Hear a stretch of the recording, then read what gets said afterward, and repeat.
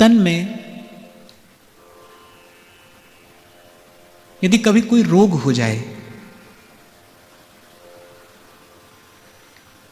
तो उस रोग की अवस्था में आपके आसपास, आपके निकट कितनी भी सुख सुविधा, साधन सामग्री क्यों ना हो, पर आप प्रसन्न नहीं हो सकते। यदि शरीर रोगी है तो उस रोग की स्थिति में, उस अवस्था में आप भले सोने चांदी के पलंग पर, मखमली बिछौने पर पड़े हैं, अनेक अनेक नौकर चाकर, सेवक सहयोगी आपकी सेवा परिचर्या में लगे हैं, सब सुख सुविधा की सामग्री आपके पास में है, पर वो सब मिलकर भी आपको प्रसन्नता नहीं दे सकते। क्यों? क्योंकि शरीर रोगी है। बिल्कुल ठीक इसी प्रकार जब तक मन को भी रोग है, जब तक मन भी अस्वस्थ है, जब तक मन भी रोगी है,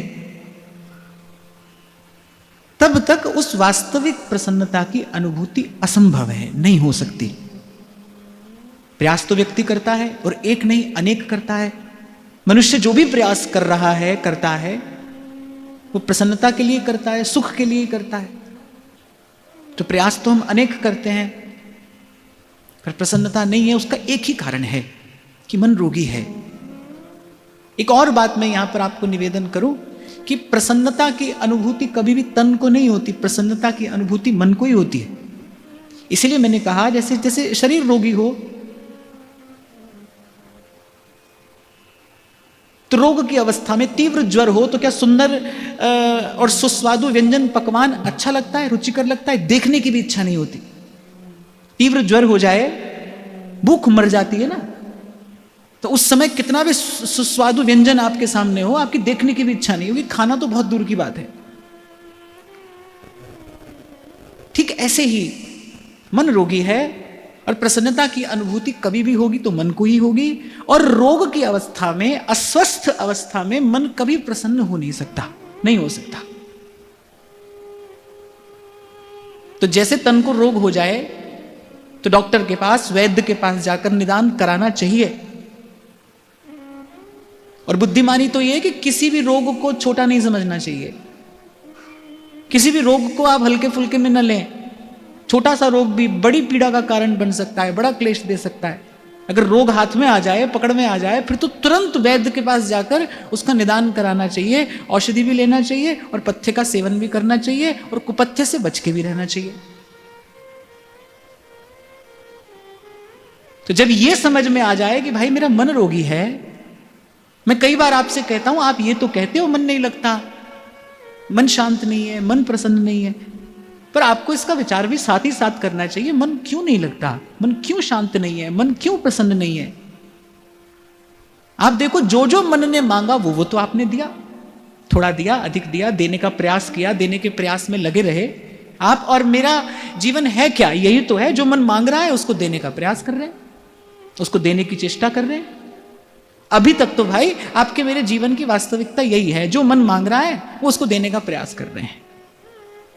तभी तो ध्रुवदास जी ने कहा, अपने मन से कहा कि अरे मन, आज तक मैंने वो सब किया जो तूने मुझसे करने को कहा, अब तू मेरो कहो कर, अब तू मेरा कहना मान, अब जो मैं तुझसे कहता हूं अब तू वो कर। तो बिना सत्संग के तो भाई जीव की अवस्था यही है, जो मन मांग रहा है उसको देने का प्रयास कर रहे हैं। और हर बार क्या हो रहा है? हर बार एक ही घटना घट रही है। देखो ये भी कितनी विचित्र बात है, हर बार एक ही घटना घट रही है कि सुख के लोभ में हाथ में दुख आ रहा है।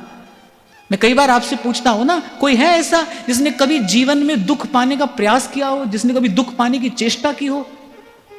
कोई भी नहीं है। और कोई ऐसा है जिसने कभी दुख ना पाया हो? ऐसा भी कोई नहीं है।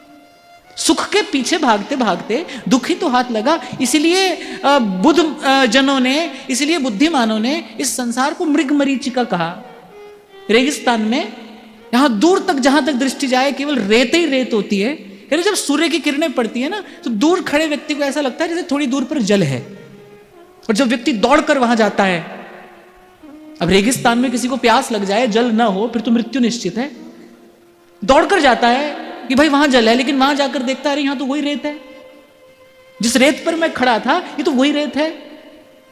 पर जो जिजीविषा है ना, जिजीविषा कहते हैं जीने की इच्छा को, ये जो जिजीविषा है ये व्यक्ति को दौड़ाती रहती कि अच्छा यहां नहीं मिला तो वहां दिखाई पड़ रहा है, वहां होगा, और बस ऐसे ही दौड़ते दौड़ते भागते भागते फिर एक जीवन का अंत हो जाता है, फिर जीवन मिलता है, फिर वही कहानी, फिर वही किस्सा, फिर वही दौड़, फिर वही भाग। पूर्व के सत्र में भी मैंने आपसे कहा था, कोई पूछे भाई ये कब तक चलेगा, जब तक आप हैं तब तक चलेगा, जब तक अज्ञान है तब तक ये सब चलेगा, जब तक आप और मैं अविद्या की रस्सी से बंधे हैं तब तक ये सब चलेगा। और थोड़े सरल शब्दों में कह दूं तो जब तक जीवन में सत्संग नहीं होगा तब तक ये सब चलेगा, जब तक जीवन में संत नहीं आएगा तब तक ये सब चलेगा। तो जैसा मैं आपको निवेदन कर रहा हूं ना कि शरीर को रोग हो जाए तो तुरंत जाइए, छोटा भी हो तो तुरंत जाइए, डॉक्टर के पास जाइए, औषधि लीजिए, समय पर उसका निदान करिए, कल वो भारी पीड़ा का कारण बन सकता है। ऐसे ही मन को भी रोग है, और मन के रोग का वैद्य कौन है? कबीर कहते हैं सतगुरु। सबद बाण उर अंतर लागे और बींध दिया तन सारा। भव रोग वैद्यम, मन के रोग का, भव के रोग का वैद्य कौन है? संत है, सतगुरु है। वो औषधि क्या देगा? उसके शब्द ही औषधि हैं।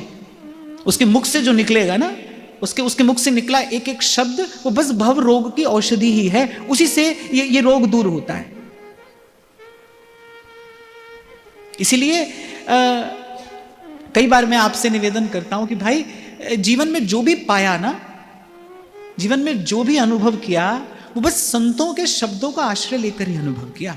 आज जीवन में जो भी धन है, मैं संसार के धन की बात नहीं कर रहा, आज जीवन में जो भी अनुभव का धन है, या मन में जो भी प्रसन्नता है, जीवन में जो भी उत्साह है, आनंद है, जीवन में जो भी शुभ है, पवित्र है, उस सब के मूल में क्या है? बस संतों के शब्द हैं। वंदो गुरुपद कंज कृपा सिंधु नर रूप हरि महामोह तम पुंज जासु बचन रवि करही निकर। जो आग्रह और दुराग्रह से कुछ कहता है उसके शब्दों में भी एक ऊर्जा होती है, उसके शब्दों में भी एक ऊर्जा होती है। फिर संत तो अनुग्रह के वशीभूत होकर कहता है। संत बोलता ही क्यों है? संत को तो बोलना है ही नहीं, क्योंकि जो जाने सो कहे नहीं, जो कहे सो जाने ना है। जो उस परम सत्य को जान लेता है, जिसे बोध हो जाता है, वो तो बोलता नहीं, उसे बोलना रुचता भी नहीं, सुहाता भी नहीं। ये लगे हाथ एक और मैं बात आपको निवेदन कर दूं, ये एक लक्षण है आध्यात्मिक उन्नति का। यदि आपकी आध्यात्मिक उन्नति हो रही है ना, तो बहुत बोलना आपको रुचेगा नहीं, सुहाएगा नहीं। श्री गोस्वामी हरिराय जी महाराज तो अपने शिक्षा पत्र में कहते हैं कि अनावश्यक बोलने से वो जो भगवत तत्व है, वो जो भगवत अनुभूति है, वो बह जाती है। आप अपने ही जीवन में देखो, आपको प्रभु की कृपा से, सेवा सुमिरन साधन की कृपा से अगर कभी थोड़ा अनुभव हो और आप मुख से बोलकर उसको प्रकट कर दो, उसकी सारी सुवास चली जाएगी। वो जो आपके भीतर ही भीतर आपको एक आनंद दे रहा था, वो सारा आनंद कहीं खो जाएगा बोल देने से, मुंह से कह देने से। तो ये आध्यात्मिक उन्नति का लक्षण है। ये आपके भाव देह के पुष्ट होने का लक्षण है। जब आपको बहुत अधिक बोलना नहीं सुहाए, बहुत अधिक कहना सुनना व्यर्थ है, तो जिसने जाना, जिसको बोध हो गया, वो तो वैसे नहीं बोलता। संत बोलता है किस लिए? अनुग्रह के वशीभूत होकर बोलता है, परमारथ के कारणे और लियो संत अवतार। हम गाते हैं ना, परोपकार देह धर्णम, पर उपकार विचार सुमति जग विस्तरी, करुणा सिंधु कृपालु काल भय सब हरि। पर उपकार विचार, केवल कृपा करके, केवल अस्मदादि जीवों का कल्याण हो, हमें भी कोई मार्ग मिले, केवल इसलिए संत बोलता है। इसलिए जब संत बोलता है ना, तो उसकी बोलन में, उसके शब्द में एक प्रकाश होता है, एक ऊर्जा होती है। देखो, एक व्यक्ति किसी मार्ग पर जा रहा है और वो रास्ता जानता नहीं। उसे एक व्यक्ति मिलता है जो रास्ता तो जानता है लेकिन बोल नहीं सकता। अब वो व्यक्ति किस काम का है? किसी काम का नहीं। वो रास्ता जानता है लेकिन वो बोल नहीं सकता। फिर एक व्यक्ति मिलता है वो बोल सकता है लेकिन वो रास्ता नहीं जानता है, वो भी किसी काम का नहीं। काम का कौन है? जो रास्ता भी जानता हो और आपको रास्ता बता भी सके, जो जानता भी हो और बता भी सके। तो संत की वाणी में ऊर्जा भी है, संत की वाणी में चेतना भी है, संत की वाणी में एक प्रकाश भी है, संत की वाणी में एक उजास भी है। भाई मेरा तो थोड़ा सा जीवन का एक यही अनुभव रहा कि मन का अंधेरा तो संत के शब्द से ही दूर होता है। जो मन का अंधकार है ना, इसीलिए गोस्वामी जी कह रहे हैं महामोह तम पुन जासु बचन रवि कर कितनी सुंदर उपमा दी है गोस्वामी जी ने कि जैसे सूर्य उदय होते ही छट जाता है सारा अंधेरा। आपने कभी सूर्य और अंधकार को लड़ते झगड़ते नहीं देखा होगा? कभी सूर्य और अंधेरे को आपने लड़ते देखा है? नहीं, बस सूर्य उदय होता है और सारा अंधकार छट जाता है। बिल्कुल ठीक ऐसे ही अंधकार महा गुरु मंत्र उजारा, गुरु के संग सगल निस्तारा।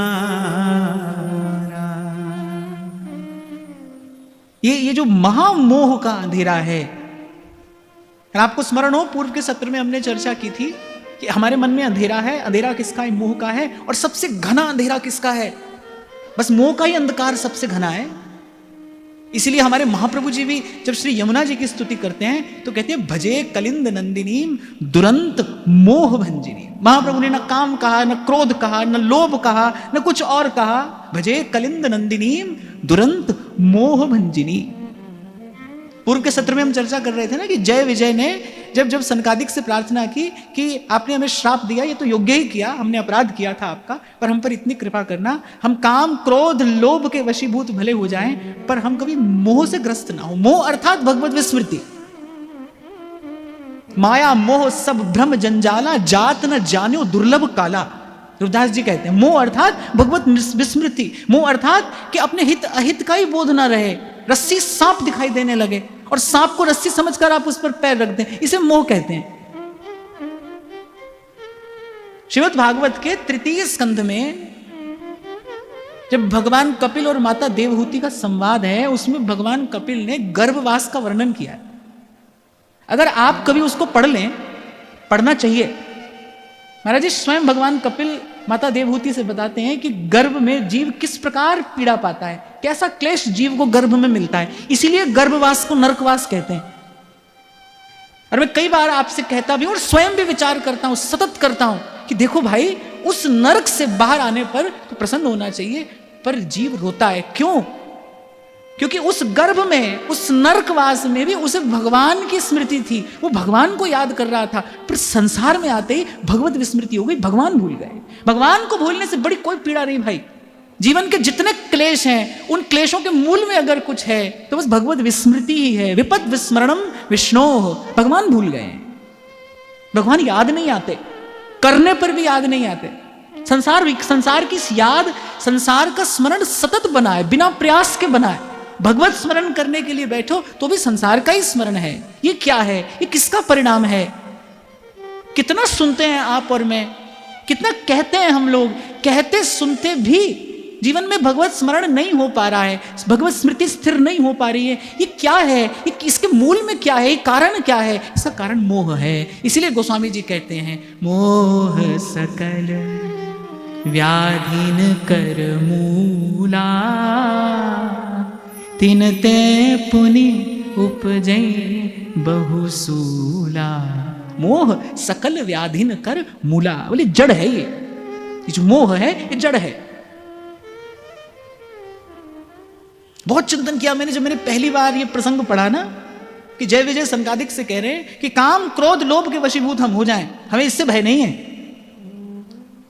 पर मोह के अंधेरे में हमें कभी भगवत विस्मृति ना हो जाए। हम भगवान को कैसे भी याद करें, किसी भी भाव से भगवान की स्मृति हो, पर भगवत स्मृति होनी चाहिए। मोह से तो भगवान भूल जाते हैं। और इस मोह के अंधकार को दूर करने में अगर कोई समर्थ है, केवल और केवल, न कोई ग्रंथ न कोई पंथ, मोहांधकार दूर करने में अगर कोई समर्थ है तो केवल गुरु का शब्द है। गुरु का शब्द न मेटा कोई। इसलिए गोस्वामी जी कह रहे महामोह तम पुंज जहां सुवचन रवि कर ही नहीं कर। बस गुरु कहेगा, उसके शब्द में वो चेतना है, उसके शब्द में वो ऊर्जा है, उसके शब्द में वो प्रकाश है कि वो सुनते सुनते ध्याते ध्याते उसका चिंतन करते करते संशय की गांठ खुल जाएगी। वो जो जड़ चेतन की ग्रंथि है वो खुल जाएगी। और काल क्रम ने ऐसी अनेकों घटनाएं देखी। हम दूर न जाएं, दूर न जाएं। कितने बुद्धिमान, कितने प्रज्ञावान, कितने विद्वान दिग्विजयी पंडित व्यास जी आए। अच्छा, व्यास जी के प्रश्न भी कोई साधारण नहीं रहे होंगे। हमारे तो प्रश्न भी ऐसे व्यर्थ कैसे प्रश्न होते हैं, व्यास जी के प्रश्न भी साधारण नहीं होंगे। व्यास जी के प्रश्न भी मूल्यवान प्रश्न रहे होंगे। न कुछ कहना पड़ा, न सुनना पड़ा, न कोई चर्चा हुई, और विवाद तो कहां से होता, संवाद भी नहीं हुआ। महाप्रभु जी ने तो कुछ सुना ही नहीं, केवल दो बातें कही। वो दो शब्द जो श्री महाप्रभु जी के मुख से प्रस्फुटित हुए ना, बस वो व्यास जी के कान में पड़ते गए और व्यास जी के उर अंतर में प्रकाश होता गया।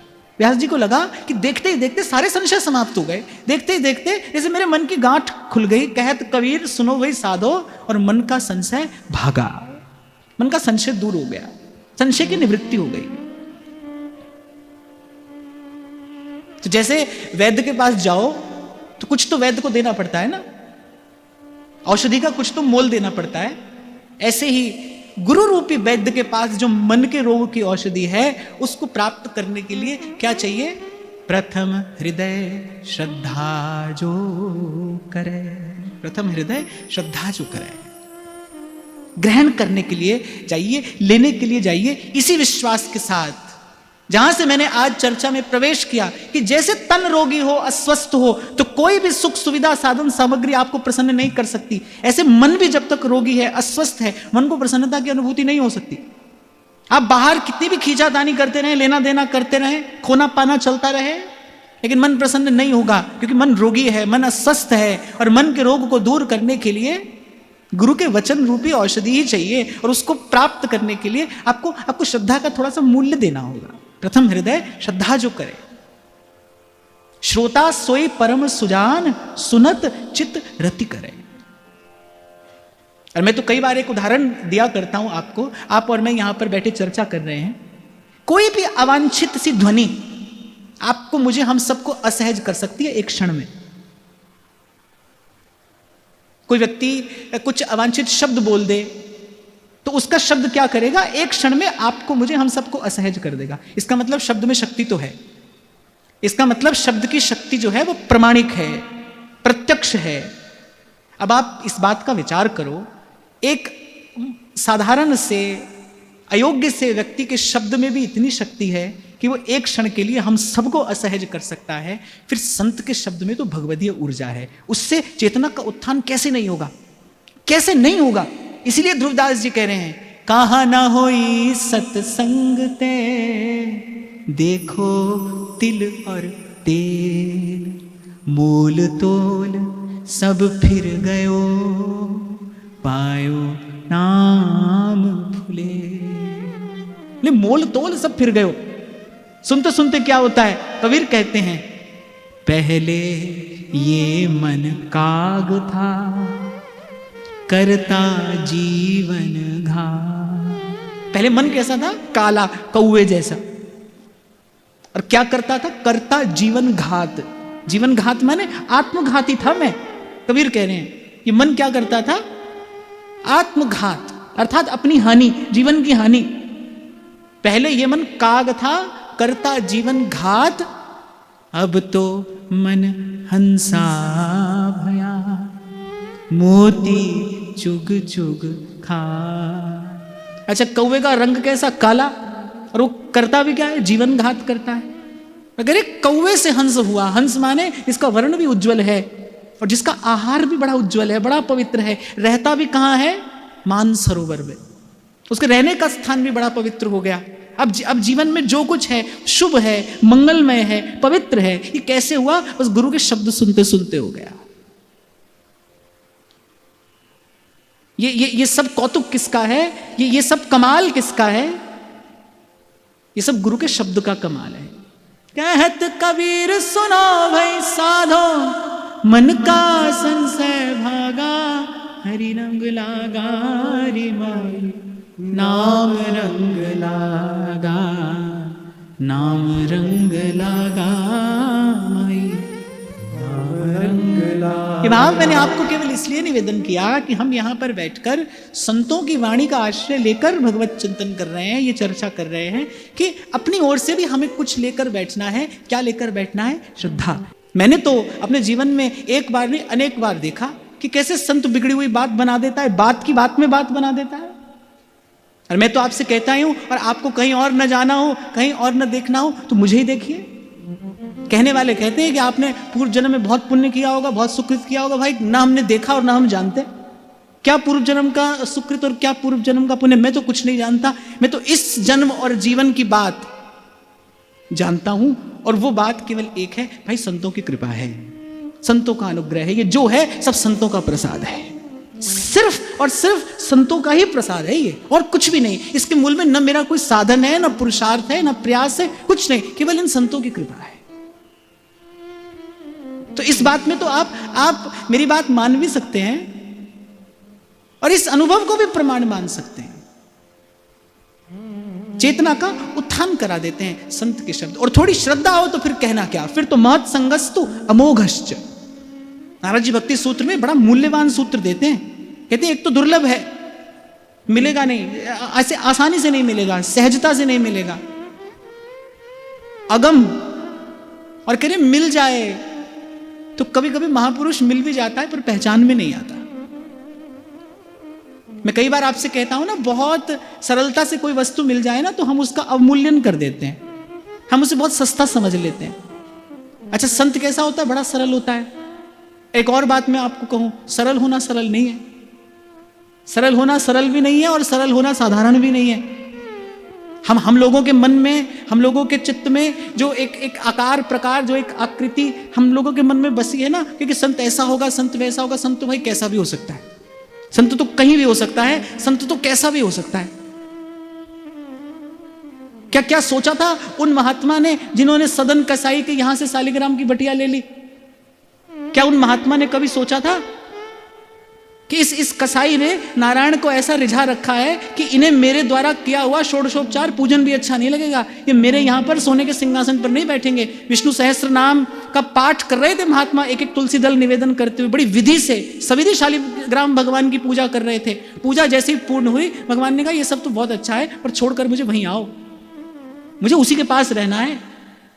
अब कौन पहचानेगा भाई ये संत नहीं है, ये तो वो पहुंचा हुआ महापुरुष है जिसने भगवान को अपने बस में कर रखा है, अधीन कर रखा है प्रभु को अपने।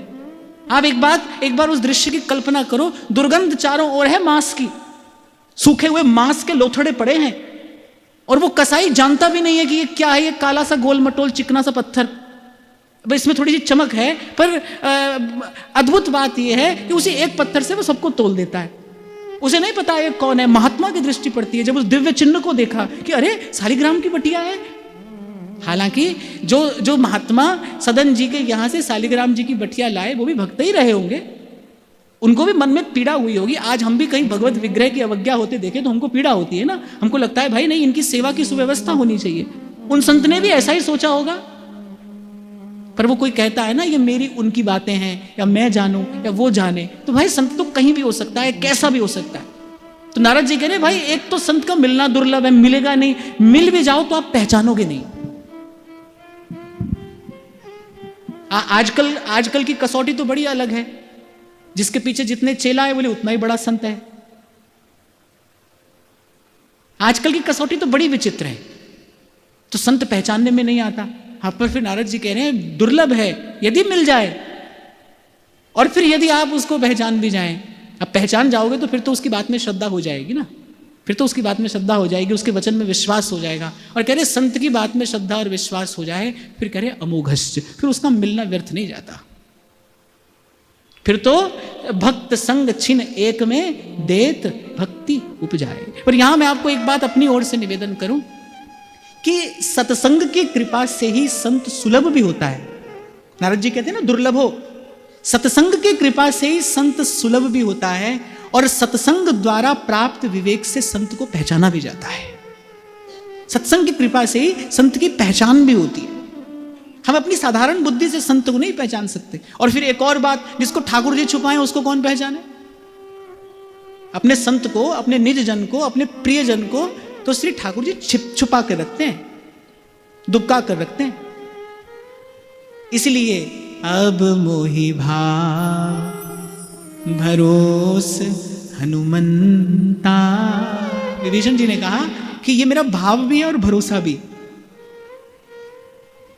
बिन हरि कृपा मिलई नहीं संता, ये भगवान की कृपा के बिना नहीं होता।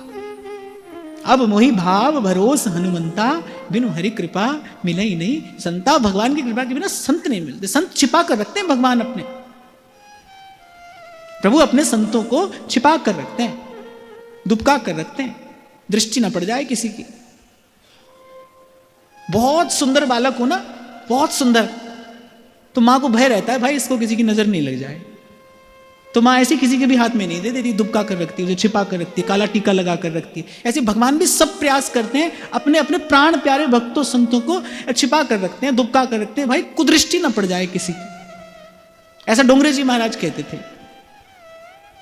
तो कह मैं केवल इतना रहा था भाई कि संत की बात में, संत के वचन में, संत के शब्द में श्रद्धा जो है, जीवित श्रद्धा जो है, वो तत्काल आमूल चूल परिवर्तन करा देने में सक्षम है, समर्थ है। इसीलिए प्रथम हृदय श्रद्धा जो करे। और आप और मैं यहां जिन संतों की वाणी का आश्रय लेकर समाधान खोजने का प्रयास कर रहे हैं, वो समाधान तभी संभव है, कुछ कुछ ग्रहण करने के लिए आए हम यहां से, कुछ लेकर जाना है। इसलिए गत सत्र में मैंने आपसे कहा था कोई एक विचार चुनकर जाइए, पर ऐसे ही मत जाइए। आप जैसे आए हैं वैसे ही मत लौट जाइए। ये जो आना है आपका, ये घूमना फिरना भी हो सकता है भाई, बुरा नहीं मानना, पर ये आपका आना, ये घूमना फिरना भी हो सकता है। क्योंकि ऐसा भी अनुभव थोड़ा सा मैंने जीवन में किया, बरसों बरस सुना, लेकिन वो सुई जहां अटकी है ना, वो वहीं अटकी है। फिरा ना मन का फेर, ये आश्चर्य भी मैंने देखा है। खूब सुना, पर वो सुई जो है वहीं अटकी, वही राग, वही द्वेष, वही ईर्ष्या, वही अभिमान, वही मद मात्सर्य। फिर ये आना क्या है? तो घूमना फिरना होगा, मनोरंजन होगा। परम श्रद्धेय स्वामी श्री अखंडानंद जी महाराज कहते थे कि कथा का रस क्या है? कथा का रस ये है जब श्रवण करते ही हृदय में भक्ति रस का उद्रेक हो। मद्गुण श्रुति मात्रेण मयि सर्वगुहाशय। कभी कभी किसी को केवल गीत संगीत का ही रस होता है,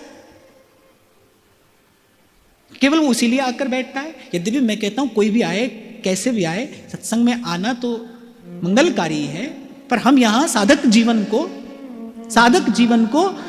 अपने लक्ष्य की ओर ले जाने का प्रयास कर रहे हैं। यहां हम अपनी बात कर रहे हैं। तो ये जो आपका आना है, ये ऐसे आना जाना भी हो सकता है, ये घूमना फिरना भी हो सकता है, ये मनोरंजन भी हो सकता है। इसलिए मैंने आपको निवेदन किया, आज पुनः कर रहा हूं कि भाई ये बार बार अवसर प्रभु हमें प्रसाद स्वरूप दे रहे हैं, तो ध्यान रहे हम जैसे आए हैं वैसे ही ना चले जाए। और मैं तो कहता हूं यही लक्ष्य लेकर बैठिए। कोई एक विचार, कोई एक बात, कोई एक शब्द आप यहां से ले जाए। सबके लिए सब नहीं है। अब सत्संग में तो भाई सब प्रकार के श्रोता हैं, सब बातें सबके लिए नहीं है, सब बातें सबके लिए आवश्यक भी नहीं है, पर कुछ ना कुछ हमारे लिए अवश्य है भाई। नहीं तो ये बानक नहीं बनता, नहीं तो मैं यहां आकर नहीं बैठता, आप यहां आकर नहीं बैठते। ये जो आप और मैं यहां पर आकर बैठे हैं, ये जो बानक प्रकृति ने बनाया है, ये जो भगवत कृपा के बयार में उड़कर आप और मैं यहां आए हैं, कोई कारण है इसका। कहने वाला कहता है अरे ये जो सब हो रहा है, अरे कोई कारण होगा। अरे छोटी से छोटी घटना भी संसार में बिना कारण के नहीं घटती, उसका कोई कारण है। कुछ लेकर जाना है हमको यहां से। तो श्री नई नागरीदास जी की वाणी का आश्रय लेकर हम ये चर्चा कर रहे हैं। पुनः उसी भाव में प्रवेश करते हैं। कहते हैं दृष्टि पलटनो कठिन है, जो कहूं बदली जाए। श्री गुरु प्रताप पद पाए बल, भज नहीं हाथ बिका। जो बात मैं अभी आपको कह रहा था कि सुना सुना सुना। अच्छा, कभी कभी सुनने की आदत हो जाती है, तो ये देखा जाता है कि वो जो चेतना का उत्थान है वो नहीं होता। शरीर बूढ़ा हो जाता है सुनते सुनते, माला घिस जाती है, टूट जाती है, माला बदल लेते हैं आप लोग, लेकिन चेतना का उत्थान नहीं होता। आपकी जो चेतना है वो वहीं की वहीं, वो उसी द्वंद्व में है, वो उसी राग द्वेष में अटकी है, मन में वही ईर्ष्या है। अच्छा, व्यक्ति बदल जाते हैं, स्थान समय स्थितियां बदल जाती हैं, मन नहीं बदलता, मन की वृत्ति नहीं बदलती, जीव की प्रकृति नहीं बदलती। और एक और बात मैं आपको निवेदन करूं, आकृति बदलना बहुत बड़ी बात नहीं है। थोड़ी सी लीपापोती करके आज व्यक्ति अपनी शक्ल सूरत बदल लेता है ना। आजकल तो ऐसी ऐसी व्यवस्था आ गई है, ऐसे ऐसे साधन उपलब्ध हैं, ऐसी ऐसी विधियां तकनीक उपलब्ध हैं कि व्यक्ति का रंग रूप सभी बदल दिया जाता है। पर मैं आपको निवेदन करूं भाई, आकृति बदल लेना बहुत बड़ी उपलब्धि नहीं है। उपलब्धि तब है जब हमारी प्रकृति बदले, जब विकृति दूर हो, जब प्रकृति बदले, कि ये बड़ी उपलब्धि है। सत्संग आकृति बदलने के लिए नहीं है, सत्संग तो प्रकृति बदलने के लिए है। जब प्रकृति बदले आपकी, जब मन का द्वंद्व छूटे, ये सत्संग की उपलब्धि है। तो यहां श्री नागरीदास जी यही बात कह रहे, दृष्टि पलटनो कठिन है। दृष्टि पलटनो अर्थात पहले मन काग था, केवल दोष दर्शन करता था। एक साधारण व्यक्ति कैसा है, उसे अपना गुण दिखाई पड़ता है, सबका दोष दिखाई पड़ता है। और बड़े विस्तार से हमने पूर्व में चर्चा की थी, जो दोष दर्शन करेगा वो तो कभी प्रसन्न हो ही नहीं सकता, हो ही नहीं सकता। गुण दर्शन से ही जीवन में प्रसन्नता आती है भाई, दोष दर्शन से तो मन मैला ही मैला होता है।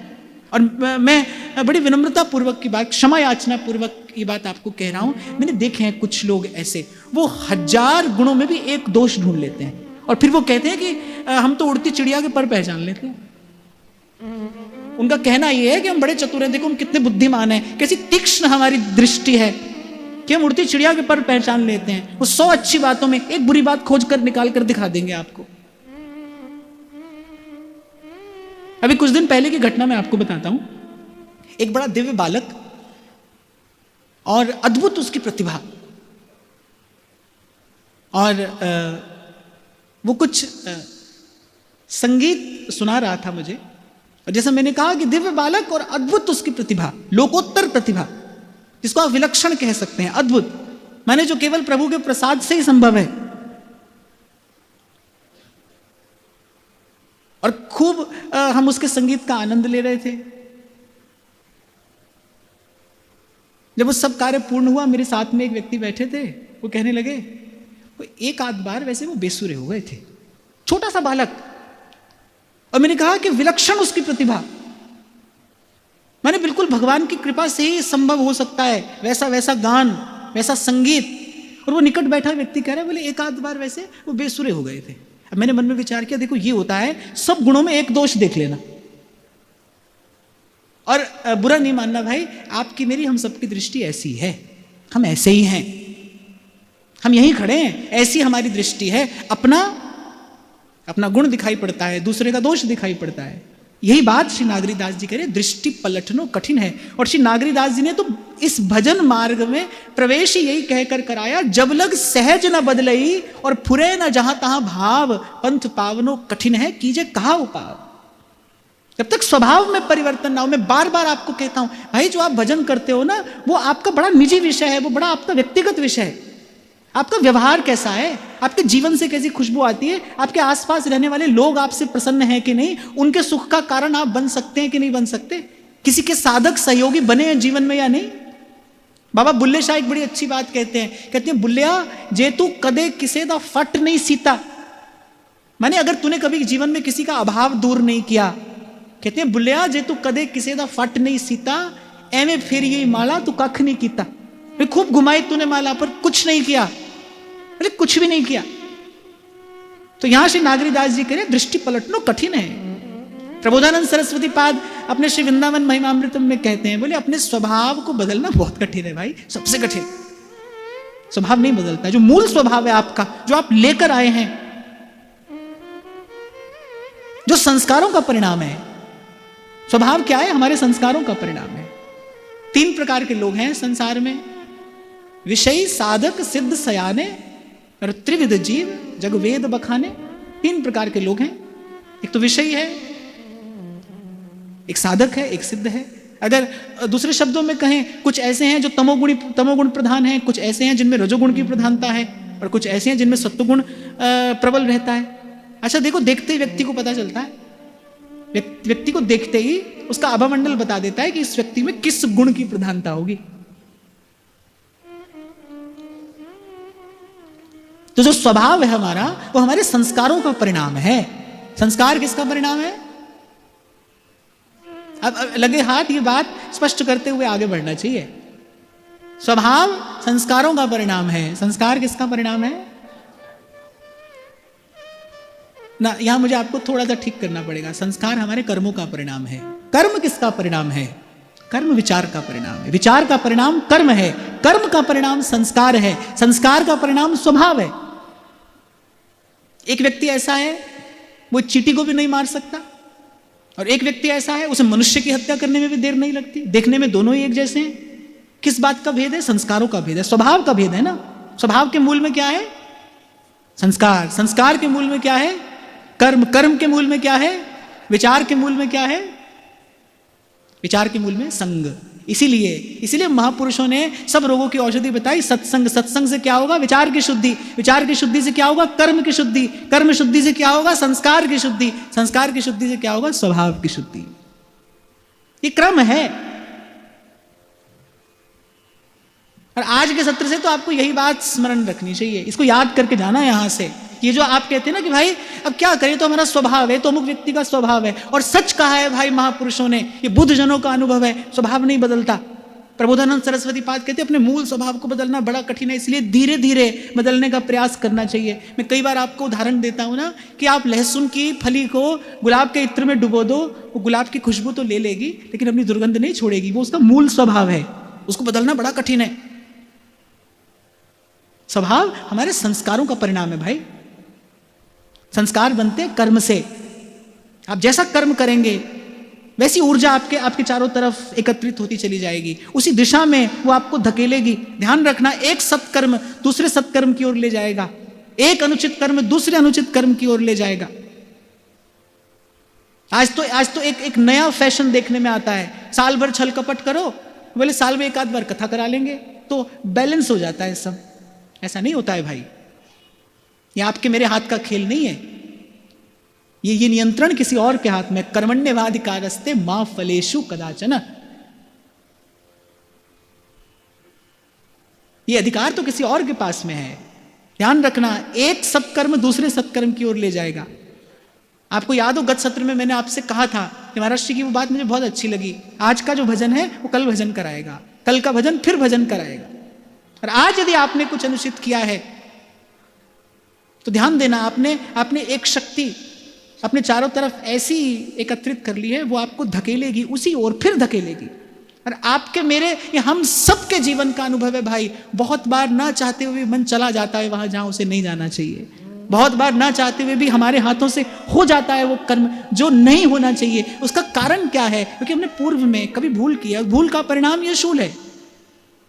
क्यों महापुरुष बार बार कह रहे? नागरीदास जी ने तो बार बार कहा, सावधान भाई सावधान, ये कोई बच्चों का खेल नहीं है, ये जीवन है आपका, ये आपका जीवन है, ये अवसर है, ये भगवान ने आपके हाथ में दिया है, ये बच्चों का खेल नहीं है, इसे ऐसे मत खेलिए। और मैं तो एक और बात भी आपको कहूं भाई, संभल कर रहना है। अगर संभल कर रहना है फिर गुरु चरणों के आसपास रहना, वही संभालेगा आपको।